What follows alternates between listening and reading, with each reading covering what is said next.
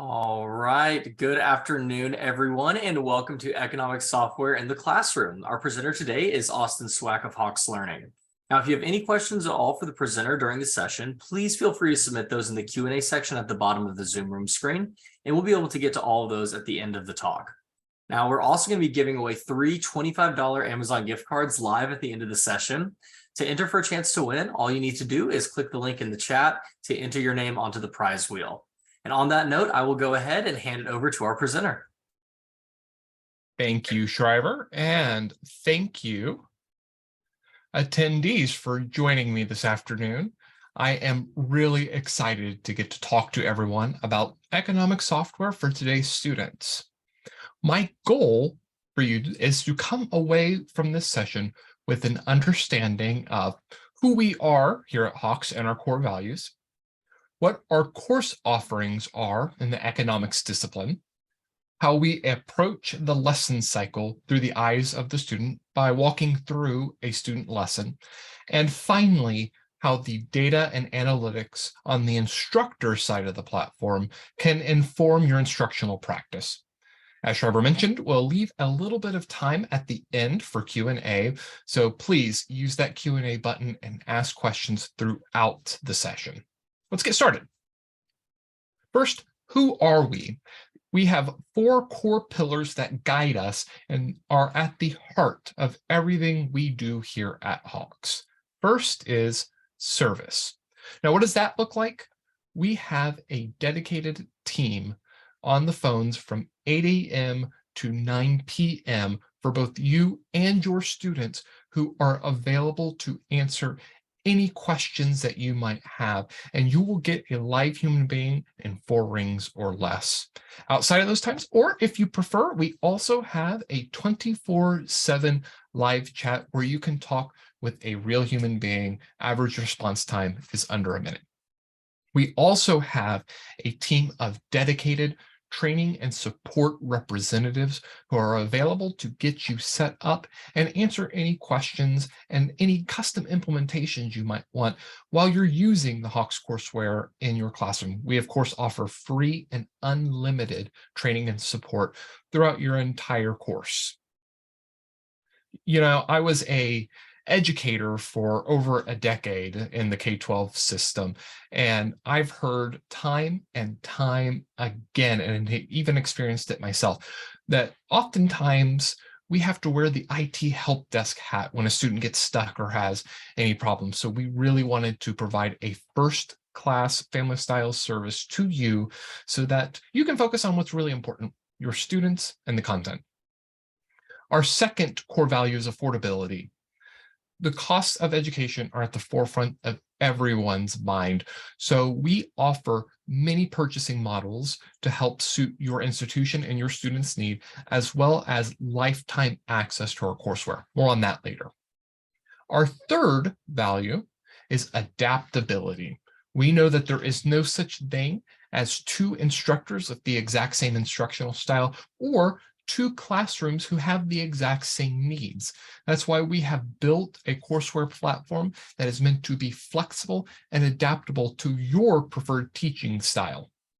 And finally, everything we do is centered around student mastery of the content. You'll see later that we have a 3-step learning path to lead students to mastery, and everything we've done has had mastery-based pedagogy and competency-based education principles front of mind. I'm excited to show you how that works. But first, some feedback. Instructors and students write to us from time to time with feedback, and I wanted to share a couple of pieces with you this afternoon. First, an instructor tells us, the motivational approach to Hawks is real. I work with a lot of students who come from the inner city with the mindset that they're not good at math. I teach statistics with Hawks and have seen this mindset shift among students in stat classes. Students come in and have support in learn and practice, and then the adaptive components of Certify gives custom questions for students to work through to be successful. Knowing if they spend time on these concepts, students will reach mastery and get full credit for homework, prompting them to continue to put in the work for success. I've seen more students pass my classes in the years I've done stats with Hawks.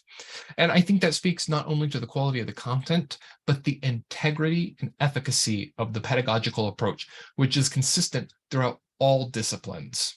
That really goes back to that mastery value that we center at the core of everything we do. For some student feedback, the practice tab really helps me sharpen my skills if I am still unsure on what I'm currently learning. If I come out of class asking myself what just happened, I know I can go to the practice tab. Or if I understand everything, I still use the practice tab to know what type of problems to expect to be able to certify. This is the easiest platform that I've worked on. It's super easy to input your answers and gives very clear and helpful feedback if incorrect. It doesn't just say you're wrong and move on. You get a detailed reason why and the correct answer. The learning part is really easy to follow and take notes on. And I think what these two students are speaking to are the adaptability of the platform. Earlier, I spoke about adaptability in the context of the entire course structure in relation to the instructor's pedagogical style, but this really has to do with the students' adaptability and flexibility to be able to choose how they approach the learning path, and it helps them have autonomy and agency in their own learning. Back to the adaptability of those purchasing models, the affordability value we have several different purchasing models, but common amongst them is that students will have access to the course content on the first day. Cannot tell you the number of times that I've heard from instructors about the struggles of getting access codes lined up and getting every student set up and ready to go in the online homework system. For some classes, that takes a week or 2 weeks out of a 16-week term and can be a barrier to getting students up and running and ready to be successful.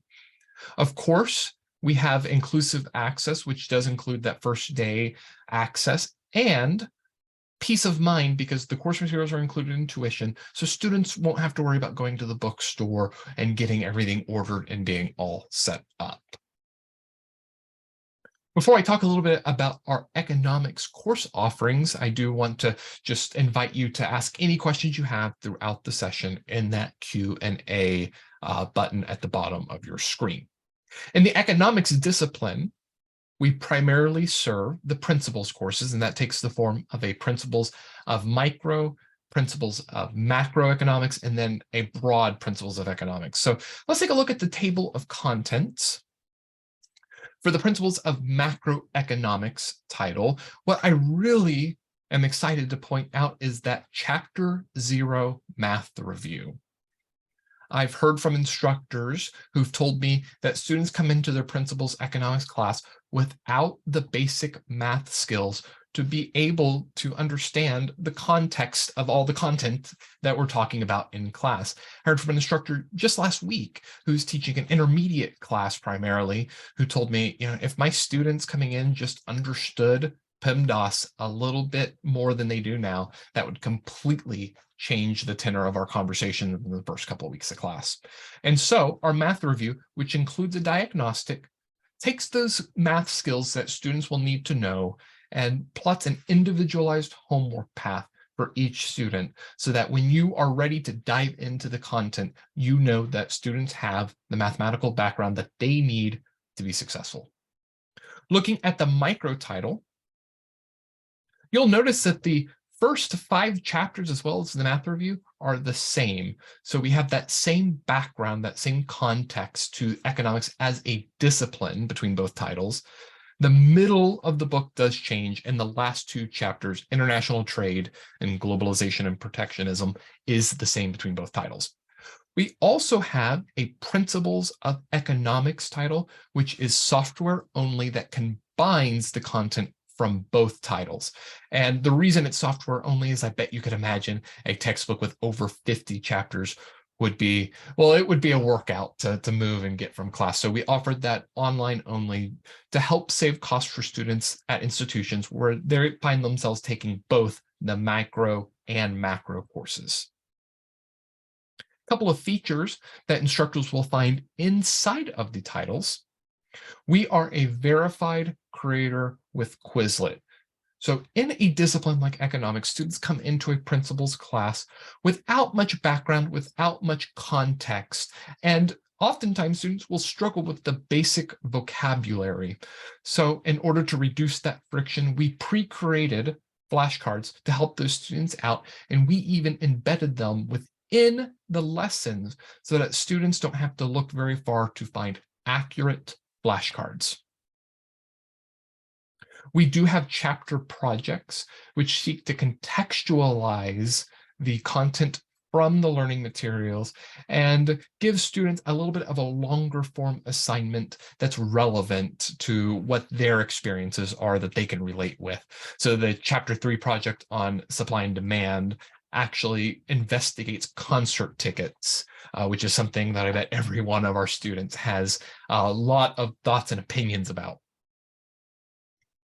And then finally, we do have guided notebooks that go with the micro and macro materials. And the guided notebook is a physical notebook to guide note-taking and to prompt students to immediately apply what they're learning.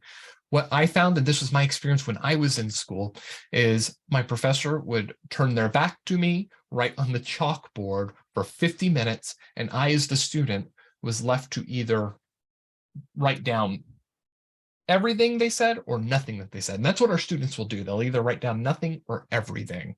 And both of those are equally useful when it comes time to study for those exams and quizzes. So we structured this resource as a way to help guide students' note-taking. And we even included some microeconomics in you, macroeconomics in you, again, ways to get students to be thinking outside of the context of the lesson itself and think about the broader world of economics. All right, so at this time, I am going to transition and let's dive into the actual courseware and see what it looks like. When I log into the platform, either via our website or utilizing our LMS synchronization tool, we do sync with Blackboard, with Canvas, D2L Brightspace, and Moodle with a single sign-on link. So when students access that, they'll be brought to their dashboard. And I hope the first thing that you see is that the dashboard is clean, easy to navigate, and really easy for students to figure out. We want to remove barriers between student and access to the content. I think you'll see that with all of the decisions we made. So just a little bit of a tour of the interface. You'll see up here, I have my grades, ebooks, and discussion tabs. Those do exactly what you think they would do. I have my notification bell to show me what items are due today. And I really love our messaging center, this envelope here. When I taught, I used a courseware platform to help organize my students' work. I was a band director, so it organized the recordings. And I often had assignments due on Friday. I would spend Saturday waiting for those late assignments to trickle in. And then on Sunday, I would grab my computer, sit on the couch, watch the NFL game, and write individual emails to each of my students. We have automated that entire process for you. So all you have to do is enter a template in, fill out a template, and your students will receive emails at the times of your choosing, either before an assignment is due, after it's past due, or both if you want. And you can tailor the email. It looks like it comes from you to say what you want it to say in your own voice. And I find that's one of the numerous ways that we take some administrative tasks off the table. So again, you can focus on the people that really matter, your students. This drop-down menu right here is a place for me, the student, to get some help. So I have my help tab here, I have training videos, and I can also access that 24/7 live chat straight from the platform. Again, we want to reduce friction and get students the help and support they need as quickly as we can. Looking at the course here, just like everything I'm going to show you today, it's highly flexible, highly adaptable, and customizable to whatever your use case happens to be. So you'll see today that it is split up chronologically. I have due today, due within a week, due later, and you'll see some of my chapter 0 math lessons right here, as well as my chapter 0 math diagnostic, which marks my lessons that I've already shown mastery on as complete, so I get that individualized homework path. And of course, I can change everything up depending on how I want to deliver my class. So let's take a look at a lesson. Each one of these lessons presents me with our 3-mode learning path: learn, practice, certify, that we use to take students on a journey towards mastery. So I was like I said, a music teacher. I was a music educator for over a decade. And this closely mirrors the same way we would teach a student a new piece of music. They would learn the content, the notes and rhythms. They would be given the opportunity to practice it on their own with tools and aids to help them in their understanding. And then before that high stakes performance, before that concert, they would demonstrate their mastery to me. We call it certify. And in that, if they got to the mastery level that we had preset, predetermined, everything was great. We were going to have a great performance and everyone would feel good about that. But if they fell short, it's not a problem. The student would get feedback. They would be given the opportunity to practice again, and then get the opportunity to demonstrate their mastery again.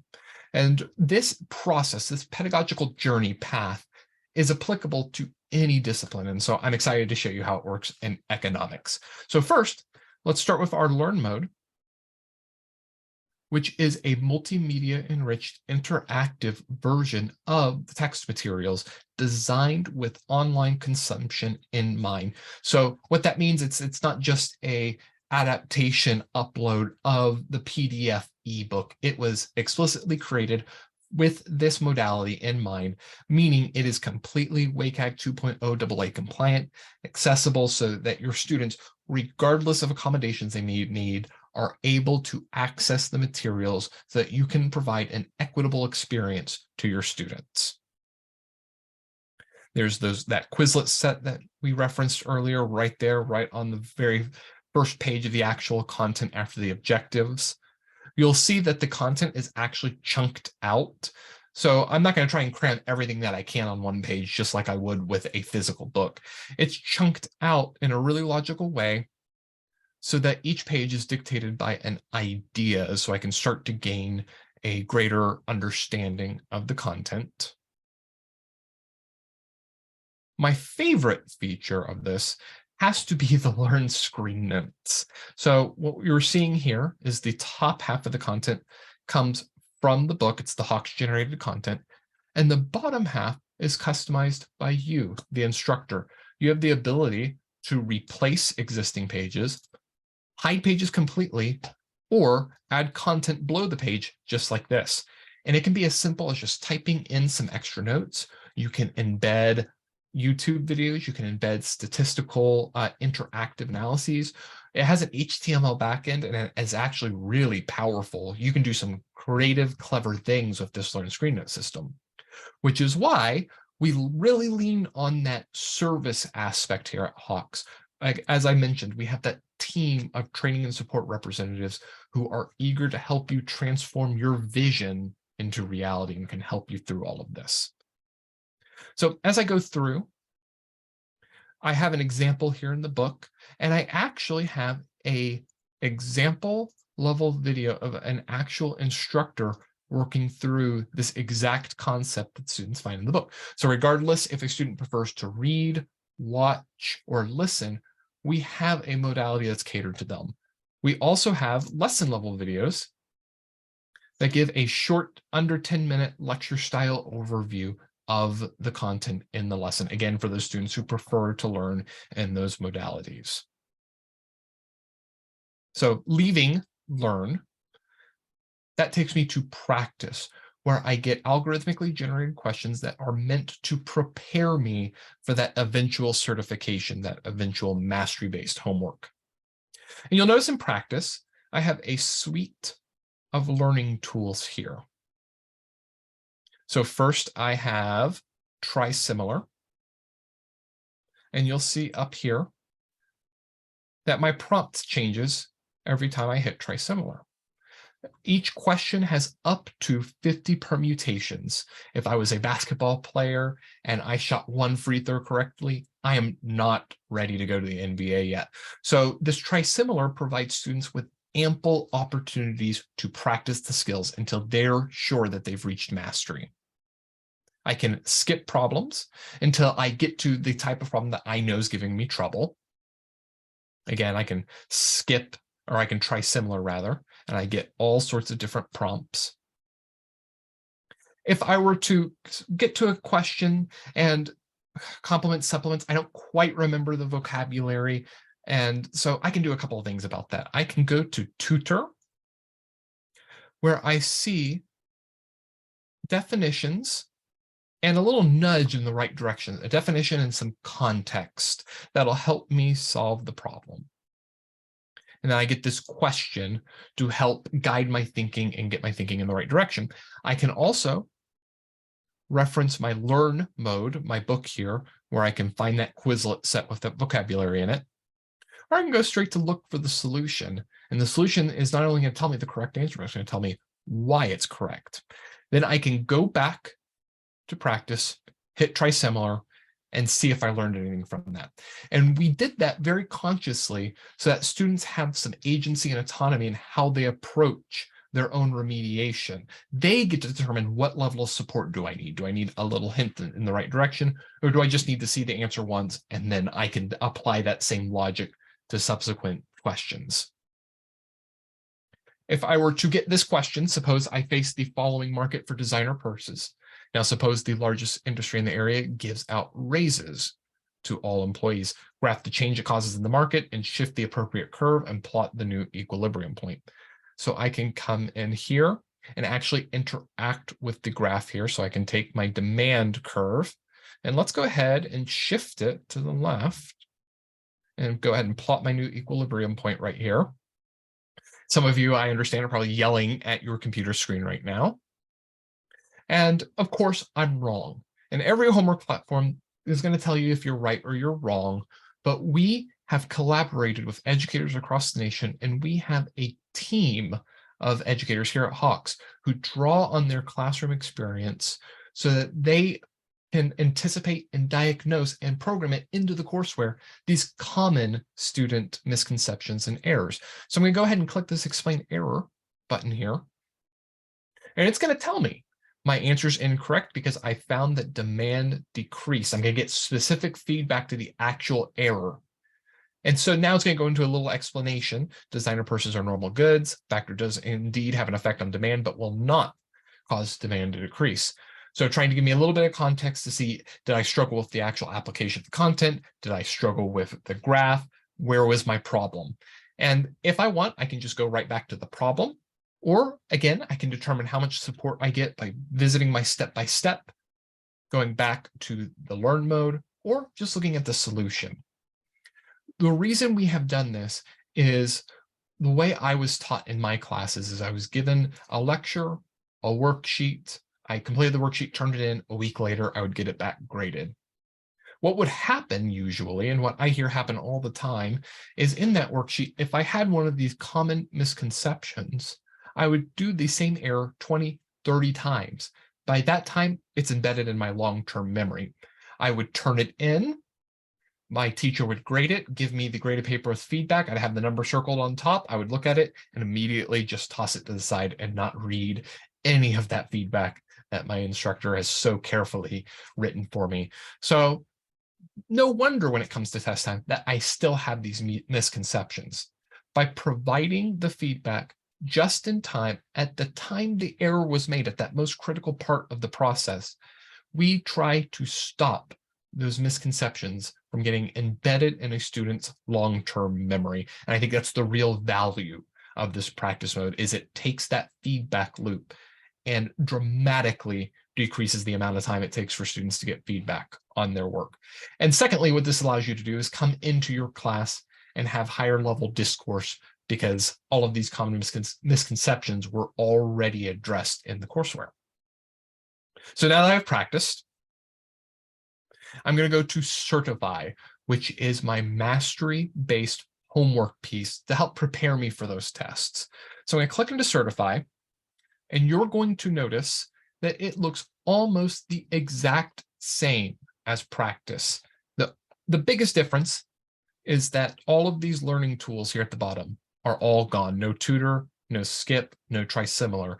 So I'm accountable for the actual question that's in front of me, and I'm accountable for my learning. And I can show you, as well as myself, that I have authentically and truly mastered the content.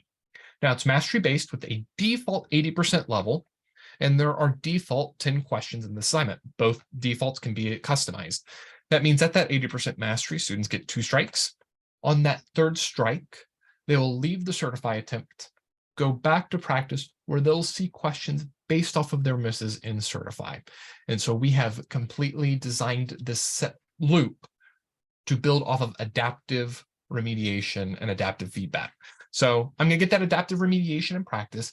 And when I come back to certify, anytime I get to that 80% mastery level, I get full credit, whether it was my first time or my 10th time. And what that does is provide students with a safe, low stakes, penalty-free environment to learn from my mistakes. Same thing as if I'm learning any other skill. If I'm learning to ride a bike, I might fall, but I'm going to have support to help get me back up and try again. And that's what we have built practice to do, is to support those students if they're to make a mistake and certify, and give them the tools and remediation that they need to be successful when they come back into certify and give that another try. And that is what we find really correlates those homework, that certify score, with future scores on tests, quizzes, assessments, and so on. One last feature I really quickly wanted to show is if you have a student asking you, well, what do I even need to study for this test? So what I, as the student, can do is come in and build my own practice tests. So I'm just going to come into here, name my practice exam. I'm just going to come in to one of the chapters and add a couple of lessons. I'm going to 10 questions over 30 minutes, and the courseware will design and develop a test that looks exactly like the kind of test that you would make for them. I can come over here, hide my time so I don't have that staring at me. I can navigate through questions. Let's answer a couple. So you see, I do have some computational questions in addition to knowledge checks. And I can even navigate around just like I could in an actual testing environment. Let's go ahead and submit that.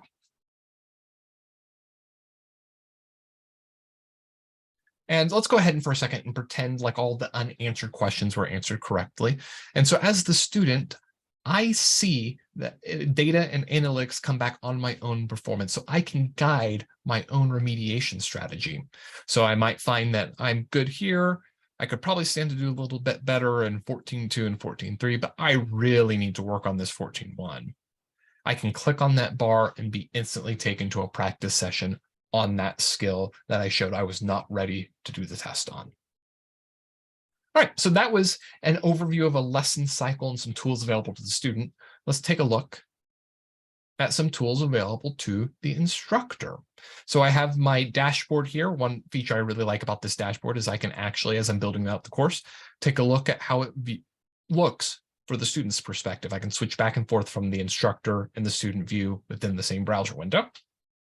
But for a second, let's pretend that I am an adjunct instructor and I'm trying to get my course set up and I already have a course shell ready to go. So let's see how quickly I can get a section in Hawks set up. We're going to count the clicks here. We're going to see if I can keep count today. So I have 1 click, 2, 3, 4 to add a new section, 5 and 6 to select a template that has already been made for me. Then I'm all good here. My settings automatically filled in. 7 to save. So just like that, in under 10 clicks, I am up and ready to go. Now, if I'm setting up my course for the first time, I really only have one more thing left to do, and that is assign some assignments. So I would go to my assignments tab to assign assignments, come over here to lesson due dates, and all I have to do is just set up when my lessons are due. So you'll see I already have a template applied because I applied it when I was creating the section, but I can just click in and take a look at it. And to assign a lesson, all I have to do and select what date I want my assignments. It's very easy to get all this done. Now, I'm in Ohio and it snowed earlier in the week. So let's say that class got canceled and I'm going to have to move some things around. Well, the good news is I don't have to do that manually. I can come in here, select my first date to shift. I can say shifted a week, and then all of these lessons I just assigned have now shifted over 1 week. That's just one of a myriad of features we have embedded in the courseware meant to help ease your workload and make it where you're not having to fuss with the system. You're not having to fight it. Everything is very easy to use and easy to get up and running.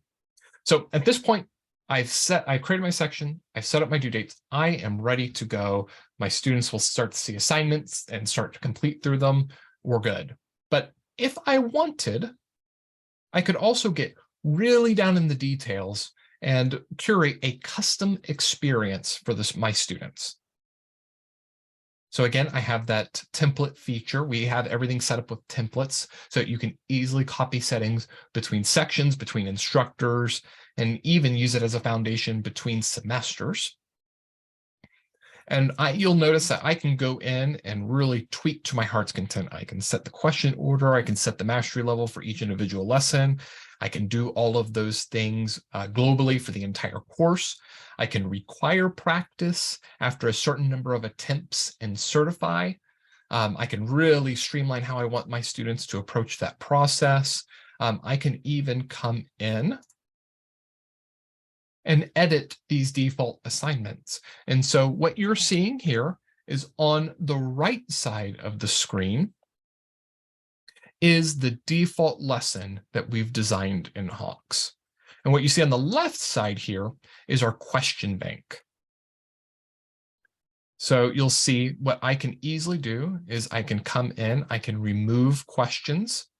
I can navigate through different lessons. I can actually add questions from different lessons into my assignment. I can look through the values and determine what kind of values will my students see. I can really get in and make a custom experience for my students. I can even, if I want, author my own questions and then use that question bank and those authored questions to create quizzes and exams.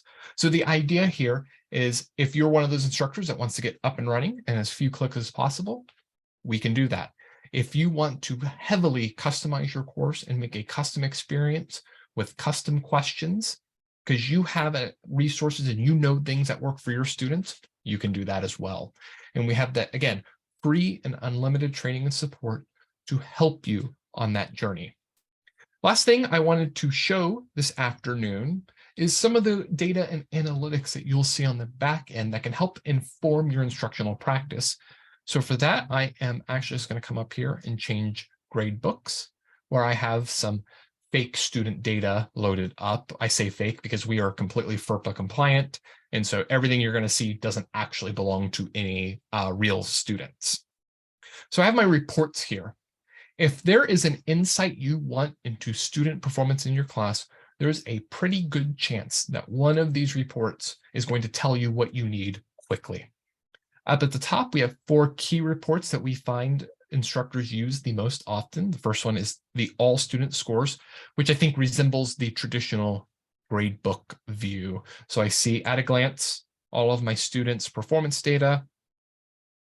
I can click in and see which assignments they have completed on time, which assignments they've completed late, what hasn't been done yet. I can even come in and edit individual scores, due dates, or look at individual attempts on assignments.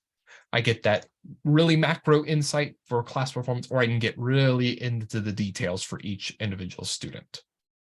The detailed student grades report is a very similar report, but it's per student. So if I know I have a student coming into office hours, I might glance at my student detailed student grades report for a quick second before they come in, just to contextualize the conversation. If you have large sections with lots of assignments, it might take a second to sort through the traditional gradebook Excel view, so to say. So I could just come into search by criteria and have filters set up so I can immediately get to that data I want to find. So looking here, I have a report already saved called Need to Help. And it will find me all of the students with a C or less in my class that haven't logged in for 5 days. So I'm just going to go ahead and filter my gradebook. And I find that one student meets this criteria. So I can go ahead and message that student. I can also do other filters for test grades, quiz grades, amount of time spent in the platform. It's very robust with how I can filter and how I can find those students that I need to reach in an effective manner. Again, trying to clear some workload off of your plate. Then the final report is our assignment reviewer. So what you're seeing here is a overhead view of how students are performing on each section, or rather how they've turned in the assignment. So the green's turned in, yellow is late, orange is past due. And I can actually see as a class the average number of minutes and learn, practice, and certify. And if I were to click in to the assignment, now I can see for each individual student the mastery level that they've attained or haven't attained, the number of attempts, and each student's individual metrics in learn, practice, and certify. And so I can have insights. I can look at Eric, who's attempted 4 times, but has not learned anything in the learn mode and has not done anything in the practice mode. So no learn or practice engagement. And so I can have that preventative, that proactive conversation with Eric and say, well, the reason that you've needed to try 4 times is that we haven't gone through the process. And so you don't have to wait for those insights to come back after that first test or after that quiz. I can even come in and look at each individual attempt. And if I were to click in it, I would see all of Eric's questions that he saw, all of the answers, and then how much time it took to get to that answer. So I can have a really detailed insight on Eric's performance in the class. So that was a 30,000-foot overview of what the platform is based on, its pedagogical approach, and then some tools and insights both you and your students have access to. So if you have any questions, we're going to take a few right now, and then we'll get going with the drawing. So I see a question here. Do you suggest that professors teach the micro or macro course first, or does it matter? So that's the beautiful part of the approach, is that because those first several chapters are the same, you can have flexibility in how you want to approach it. So if you are having your students do both courses, maybe that principles of economics course that has both of them together would be a good cost-saving measure.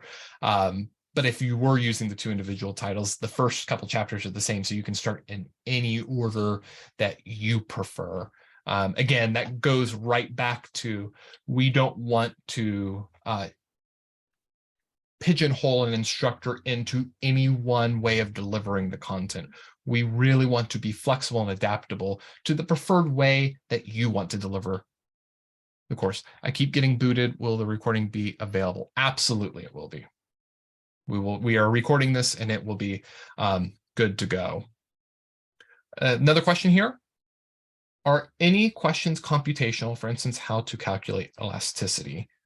So I think we demonstrated one earlier in the grade book, but let's see if we can find another one here.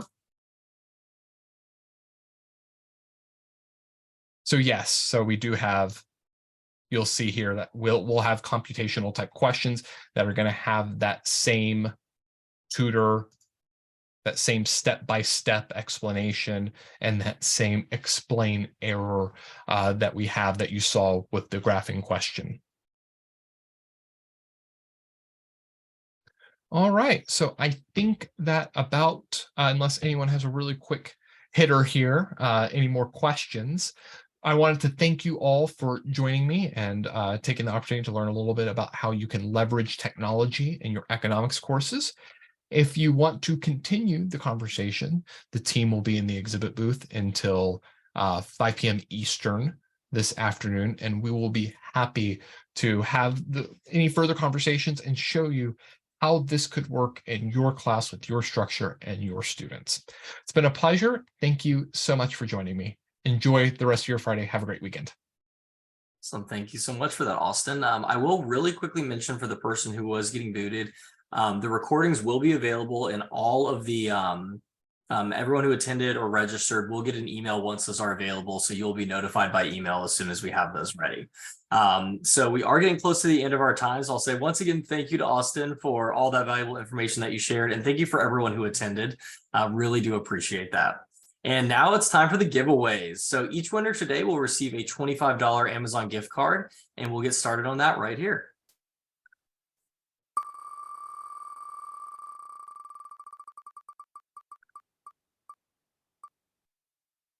All right. Oh, it's a close one.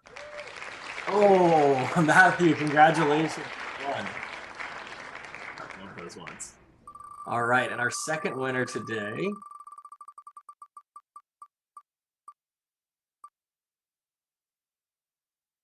is Randy. Congratulations. All right. And the third winner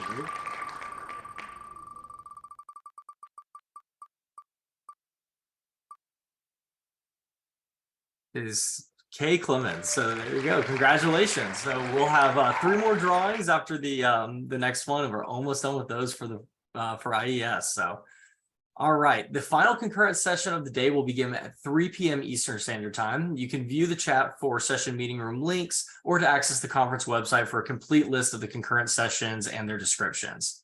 Now, while accessing the conference website, please do not forget to swing by the virtual exhibit hall and say hello to the Hawks team. You can view a quick 5-minute demonstration and be entered to win one of the hourly giveaways, which are your choice of a $50 Amazon gift card, Ticketmaster gift card, or Barnes & Noble gift card. Also, in the spirit of St. Patrick's Day, you'll find a few golden coins throughout the conference website, and you can click on those coins to be entered to win an additional raffle. We look forward to seeing you all at the next sessions.